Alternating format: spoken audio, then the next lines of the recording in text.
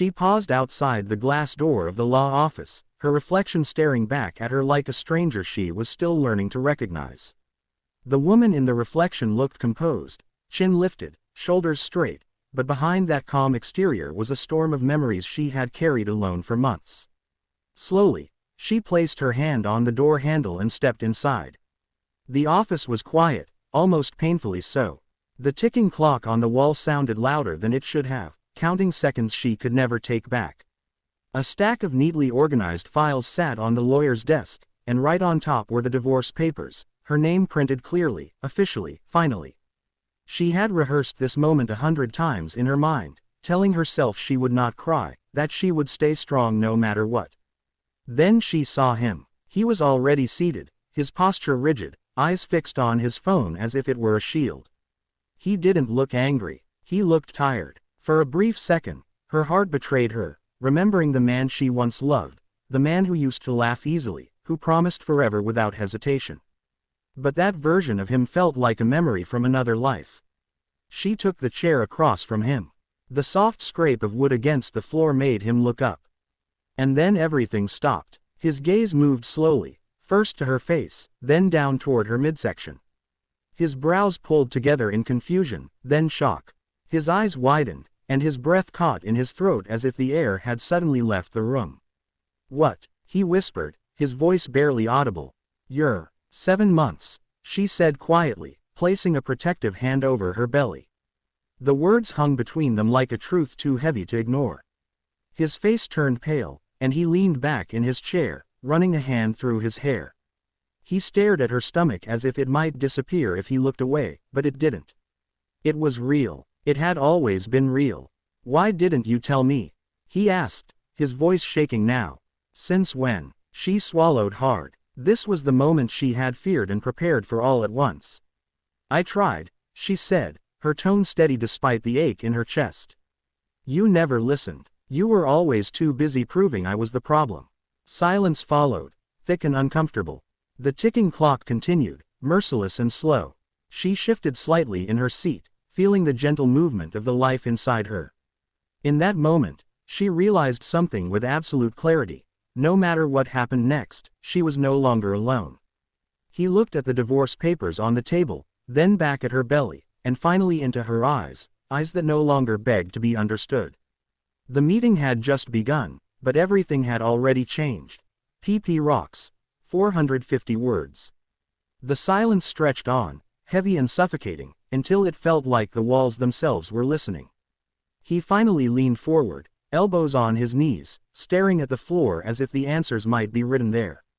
When he spoke again, his voice had lost its edge. It sounded small, uncertain. "I didn't know," he said slowly. "I swear, I didn't know." She watched him carefully. Once, those words might have softened her heart. Once, she would have rushed to explain, to comfort him, to make things easier. But now, she stayed still. Her hand rested on her belly, feeling the steady reminder of why she was here. "I know you didn't," she replied. "That's the problem." He looked up sharply, confusion crossing his face. "What do you mean? You didn't know because you never asked," she said. Her voice wasn't angry, it was tired. "You were always so certain I was pulling away for no reason. You never thought to wonder if something was wrong." She told him about the morning sickness she hid during arguments. The nights she lay awake, staring at the ceiling, wondering how love could feel so lonely. She spoke of the doctor's office, how she sat alone in the waiting room, surrounded by couples holding hands, while she filled out forms that asked for an emergency contact she wasn't sure she could trust anymore. His jaw tightened, his eyes filled, but he said nothing. "I waited," she continued. "I waited for the right moment to tell you. But there was never a right moment, only moments when you were too busy, too frustrated, too distant." He rubbed his face, breathing unevenly. "I thought you didn't care anymore," he admitted. "You stopped talking to me." "I stopped talking," she said gently, "because every time I tried, you turned it into a fight." Her words landed with quiet force. He remembered the slammed doors, the unfinished conversations, the way he always needed to be right instead of needing to understand. "I wanted to be there," he said, his voice breaking. "I wanted to be a father." She met his eyes, And for the first time, he saw no bitterness there, only honesty. Wanting isn't the same as showing up. The lawyer cleared his throat softly, reminding them of the reason they were there. The divorce papers still lay untouched on the table, their crisp edges a stark contrast to the emotions unraveling in the room. She glanced at the papers, then back at him. "This isn't about punishing you," she said. "It's about protecting my child from growing up in the middle of broken promises." Her belly shifted again, a small movement that felt like a heartbeat between them. For the first time, he understood. This wasn't a conversation he could win. It was a truth he had to face. One that came too late, but would shape everything that followed. She took a slow breath and pushed her chair back, the soft sound echoing through the room. Rising to her feet wasn't easy at 7 months pregnant, but she did it with quiet determination, one hand instinctively resting on her belly. The movement caught his attention, and he stood too, unsure whether to help or stay still, afraid of doing the wrong thing yet again. "This meeting isn't about blame," she said, breaking the silence. Her voice was calm, but every word carried weight. "It's about responsibility." She walked slowly toward the window, sunlight filtering through the glass and casting a warm glow across the room. For a moment, she closed her eyes, letting the light settle on her face. It felt symbolic, like standing at the edge of something new. "I spent months asking myself if I was doing the right thing," she continued. "If leaving made me selfish. If staying would somehow fix what was already broken." She turned back to him.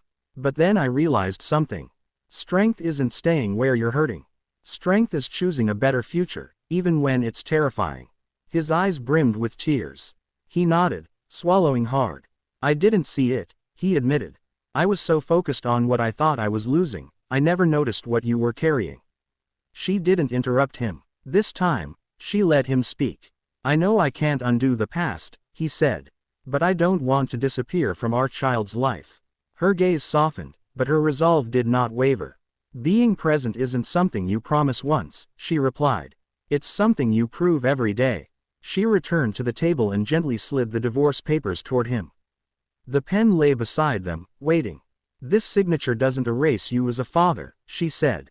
"It defines the boundary where respect begins." He stared at the papers for a long moment, then picked up the pen. His hand trembled slightly as he signed his name, each stroke final, deliberate, heavy with meaning. When he was done, he set the pen down as if it weighed more than it should have. She signed next, her handwriting steady. The lawyer quietly gathered the documents, giving them a moment alone. Neither spoke. They didn't need to. She reached for her coat and paused at the door, turning back one last time. "Our story doesn't end here," she said. "It just changes." He nodded, tears finally falling freely. As she stepped outside, the cool air filled her lungs. The sky was bright, open, full of possibility. She smiled faintly, feeling a gentle kick from within, a reminder of why she had found the courage to walk away. She wasn't leaving empty-handed. She was carrying hope, life, and a future she chose for herself and her child.